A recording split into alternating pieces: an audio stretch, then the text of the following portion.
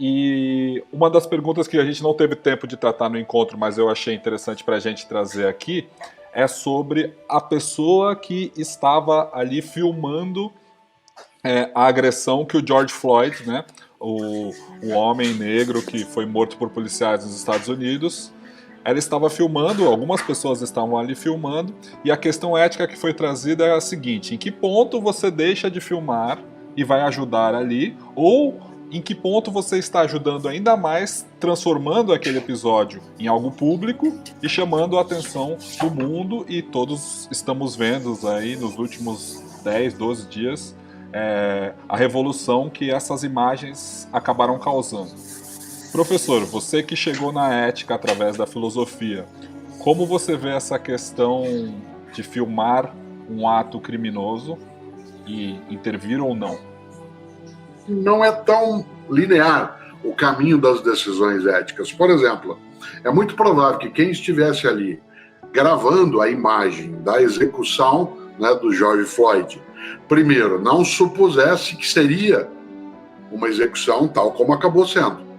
Segundo, não se imagina em que poderia essa pessoa mexer, alterar o quadro que ali estava ocorrendo, porque não apenas era um policial, né, mas 3 policiais, numa ação que a pessoa que estava gravando as imagens talvez não tivesse ideia do que era de fato, né, a menos que depois, com o resultado, se tivesse a percepção. Ainda assim, essa pessoa acabou, né, contribuindo por conta da gravação com algo muito mais impactante do que talvez se ela tivesse se movido, né, na direção da situação, procurasse ali interferir, provavelmente seria afastada, rechaçada pelos policiais, que alegariam que seria uma mera interferência, que ela não tinha nada a fazer com aquilo, e portanto ela usou, né, a ferramenta que tinha para diminuir aquilo que era o agravamento da situação.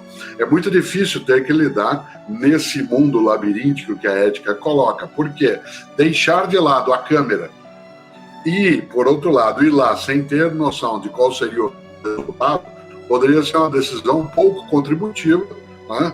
Por outro lado também, apenas contemplar a cena, né, seria algo muito passivo.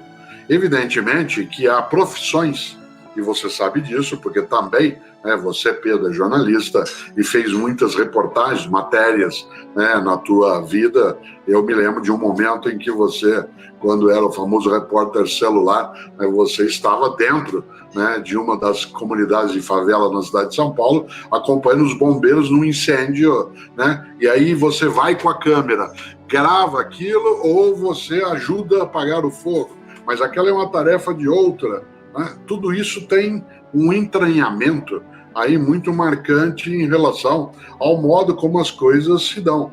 Nós temos vários dilemas éticos. Eu acho que, em última instância, a decisão tomada pela pessoa que gravou as imagens, ela foi eticamente mais positiva, porque não só se serviu e serve como uma contribuição, né, para o aclaramento daquele tipo de execução, como também repercute, né, de um modo muito mais exuberante. Claro que ela poderia também deixar e ir ali, mas não dava naquele momento, muito difícil avaliar o que se faria. Nós temos inúmeros exemplos difíceis no campo da ética, de dilemas que são muito fortes. Vou te dar um exemplo que não tem a ver diretamente com esse caso, né, dentro da nação norte-americana, mas que remonta a alguma coisa que é muito séria. Durante o nazismo na Alemanha, durante o poderio nazista na Alemanha, né, havia uma série de pesquisas que eram feitas pela ciência médica nazista com seres humanos. Isto é, pesquisas para ver qual era o limiar de dor que alguém suportava, até onde alguém resistiria, né, a uma agulha colocada atrás do olho. Coisas que, narradas, elas são de um horror. Se você infectasse alguém, como se fazia, né, com um vírus, qual seria o limite da resistência? Experiências com seres humanos em relação a gêmeos, a separação, né, de pessoas que tinham nascido com o corpo conectado e assim por diante. Pois bem, todos os dados dessas pesquisas, eles estão guardados. Por que isso? Porque era uma pesquisa de natureza científica, os dados foram estruturados, arquivados, foram armazenados. Todos os dados dessas pesquisas estão guardados, mas não são usados, porque há um dilema ético aí muito forte. Usamos os dados, levando em conta que eles foram feitos com uma brutalidade, com uma violência, com uma desumanidade inacreditável, porque eles servirão, ou continuamos guardando como exemplo do horror, também possível em ciência. Aí se dirá, bom, mas se eu não usar, eu vou desperdiçar mais ainda a vida de pessoas que já a perderam. E se eu usar esses dados que estão armazenados, eu vou dar a eles alguma utilidade. Mas isso nos coloca um outro ponto. Se nós admitimos esse passo de usarmos dados de pesquisa que foram feitos de maneira brutal, ilegal, né, até genocida de modo mais intenso, nós estamos abrindo uma porta para outras formas desse uso e que, de maneira recôndita, sem dúvida, é feita em vários momentos. A gente sabe o quanto que em vários países do mundo a testagem de medicamentos ou de venenos foram feitas e são feitas, né, em algumas populações que não necessariamente têm ciência, têm noção, aliás, né, daquilo que estão absorvendo. Nesse sentido, há um risco forte e isso é um dilema ético. Até o momento, optamos por guardar.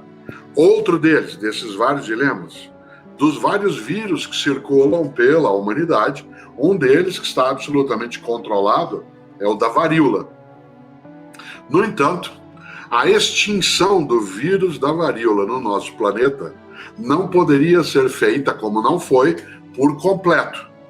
Existe a guarda de vírus da varíola absolutamente protegidos em 2 laboratórios, né, para que eles possam servir, no caso de qualquer mutação de outra natureza, ou um ressurgimento indiscutível, que se possa usá-los não só para o estudo, como para, né, o combate. Ora, quem pode ficar com esse vírus? A varíola é absolutamente mortal, né? Quem pode guardar? Quem é que toma conta de quem toma conta? Isso pertence a quem? Esta forma intrincada, que eu chamava de labiríntica, né, da moral, ela traz esse tema, e por isso, se eu lá estivesse naquela cena, é provável, pela minha inclinação de outros momentos, eu buscasse intervir. Se eu não tivesse condições de fazer a intervenção durante o momento que antecedeu a morte de George Floyd, eu, se pudesse, faria pelo menos o registro para que aquilo não ficasse impune. Mas só dá para avaliar estando ali na situação. Em relação aos dados de ciência, nós estamos um pouco mais distantes, mas em relação a esse caso de agora, ele salta, né, na nossa frente como uma questão ética muito séria.